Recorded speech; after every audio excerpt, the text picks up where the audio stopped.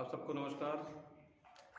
और आज के सारे पॉइंट हैं यूपी टीईटी के लिए, जिनका यूपी टेट का एग्ज़ाम है उनके लिए कुछ इंपॉर्टेंट पॉइंट्स हैं।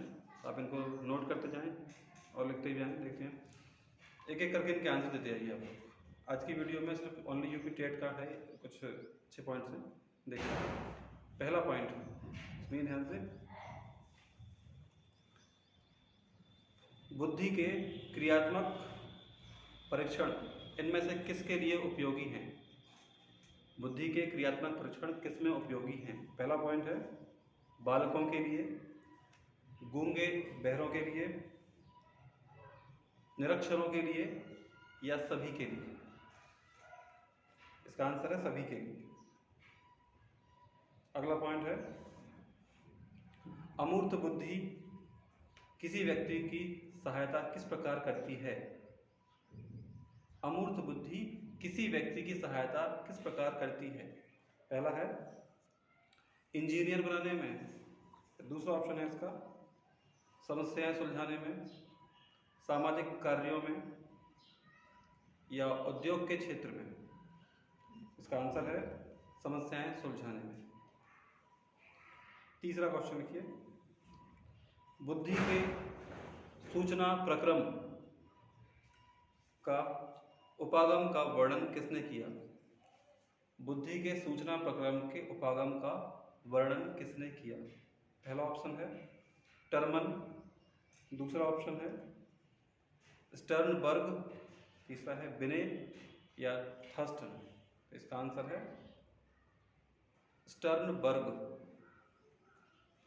अगला पॉइंट है स्पीयरमैन के अनुसार, अकॉर्डिंग टू स्पीयरमैन, सभी संज्ञानात्मक कार्यों में शामिल मानसिक ऊर्जा या क्षमता को क्या नाम दिया गया है? पी कारक, एस कारक, एम कारक, जी कारक। आंसर इज एस कारक।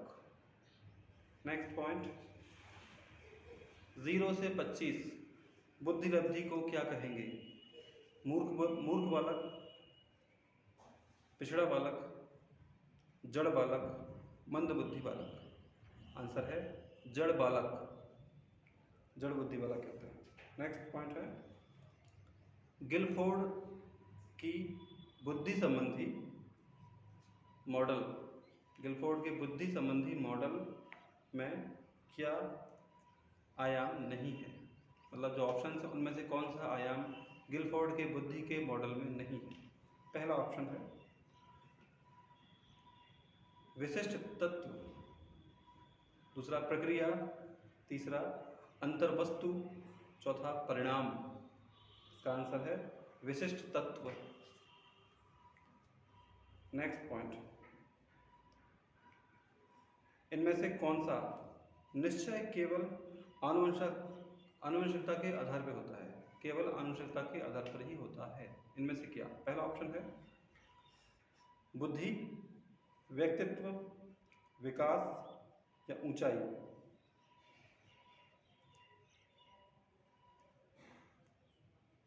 इसका आंसर है ऊंचाई। अगला पॉइंट है हावर्ड गार्डनर का बुद्धि का सिद्धांत इनमें से किस पर बल देता है? हावर्ड गार्डनर का बुद्धि का सिद्धांत इनमें से किस पर बल देता है? देखिए पहला ऑप्शन है सामान्य बुद्धि पर, दूसरा ऑप्शन है विद्यालय में आवश्यक समान योग्यताओं पर, प्रत्येक व्यक्ति की विलक्षण योग्यताओं पर, विद्यार्थियों के अनुबंधित कौशल पर। आंसर है इसका प्रत्येक व्यक्ति की विलक्षण योग्यताओं पर। अगला पॉइंट लिख लीजिए, इनमें से कौन बुद्धि परीक्षण के दुरुपयोग का संकेत है? इनमें से क्या बुद्धि परीक्षण के दुरुपयोग का संकेत है? पहला ऑप्शन है उन्नति के लिए मापन में सहायक, दूसरा ऑप्शन है बुद्धि लब्धि का लेबल बालकों पर लगाकर अपनी अकुशलता को अध्यापक छिपाते हैं। आई रिपीट दिस पॉइंट, बुद्धि लब्धि का लेबल बालकों पर लगाकर अध्यापक अपनी अकुशलता को छिपाते हैं। तीसरा ऑप्शन है बालकों को वर्गीकृत करने में या अधिगम प्रक्रिया को बेहतर बनाने के लिए।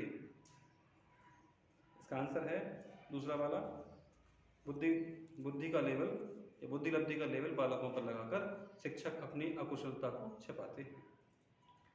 एक और पॉइंट सुन लीजिए।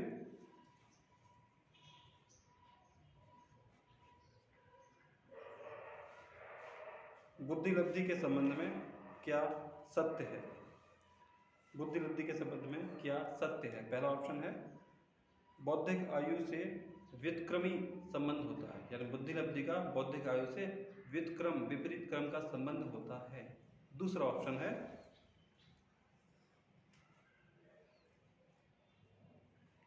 काल के अनुक्रम में, काल मीन समय, काल के अनुक्रम में आयु से प्रत्यक्ष संबंध होता है, आयु से प्रत्यक्ष संबंध। तीसरा ऑप्शन है काल क्रम आयु से विपरीत संबंध होता है। और चौथा ऑप्शन है बुद्धि और आयु दोनों से प्रत्यक्ष संबंध होता है।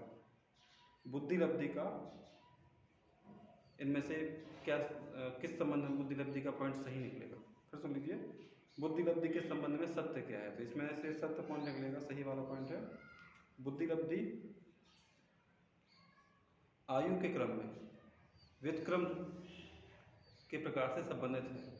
हो सकता है कि आयु कम हो बुद्धि लब्धि ज़्यादा हो, या आयु ज़्यादा हो बुद्धि लब्धि कम हो। पॉइंट पूरा ये बनेगा अपना कि बुद्धि लब्धि का आयु के क्रम में व्युत्क्रम होता है या व्युत्क्रम का संबंध होता है। फिलहाल इतना ही पॉइंट है, बाकी के पॉइंट कल मिलेंगे आपको। Thank you.